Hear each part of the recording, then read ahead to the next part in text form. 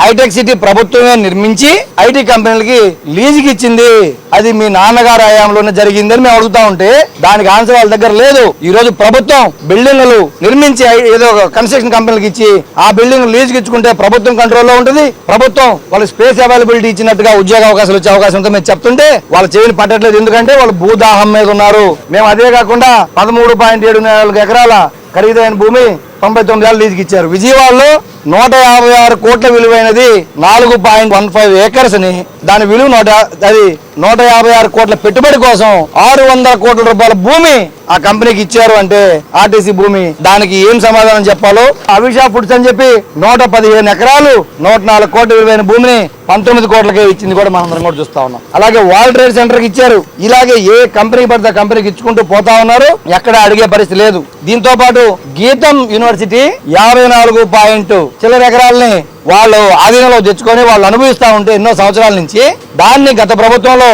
54 ఎకరాలను బయటికి తీసుకొస్తే ఆ 54 ఎకరాలను మళ్ళీ ఈ రోజు 5,000 కోట్ల విలువైన భూమిని మీరు మళ్ళీ అదే సంస్థకి మీ తోడల్లుడికి మీ పార్టీ ఎంపీకి ఆ భూమి దారదత్తం చేయడానికి మీరు ప్రణాళిక రచిస్తున్నారా అని చెప్పి మేము అడిగితే దానికి ఆన్సర్ లేదు. ఇది మాకు సంబంధం లేదు, రిలేటెడ్ కాదని మాట్లాడుతున్నారు. నిన్న మీ ఎంపీఏ అదే సంస్థల అధినేత ఏం చెప్పాడు? ఆ భూమి విలువ 5,000 కోట్లు కాదు 1000 కోట్లు అని చెప్పి ఆయన చెప్పడం మీడియా ప్రెస్ మీట్ పెట్టి మనందరం కూడా చూసాం. అదే 1000 కోట్ల రూపాయల భూమి అయితే మీరు ప్రభుత్వ భూమిని ఆక్యుపై చేసేదానికి రాజ్యాంగంలో మీకు వెసులుబాట్లు ఉన్నాయా అని మేము అడుగుతా ఉన్నాం. దీనికి నరేంద్ర మోదీ గారు పవన్ కళ్యాణ్ గారు ఇద్దరు కూడా సమాధానం చెప్పాలి. ఎందుకంటే తెలుగుదేశం పార్టీతో కలిసి మీరు భాగస్వామ్యంగా ఉన్నారు. ఈ రాష్ట్రంలో ఎక్కడైతే కియా మోటార్స్ అనంతపూర్ లో ఇచ్చారో కియా మోటార్స్ కి కేటాయించింది ఇదే ప్రభుత్వం 600 ఎకరాలు మాత్రమే. 600 ఎకరాల భూమికి మీకు అంత పెద్ద కియా కంపెనీ వస్తే ఆంధ్రప్రదేశ్ కి ఈ రోజు మీరు ఇండోసోల్ అనే కంపెనీకి ఏమి ఇచ్చారు?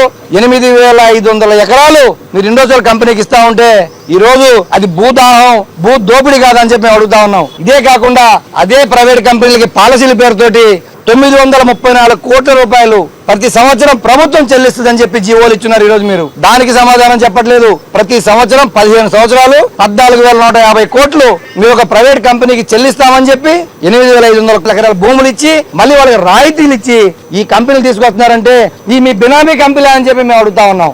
కేంద్ర ప్రభుత్వ ఆధీనంలో ఉండే సంస్థలకి మీరు 6,000 ఎకరాల భూములు ఇచ్చి మళ్ళీ 96,000 కోట్ల రూపాయలు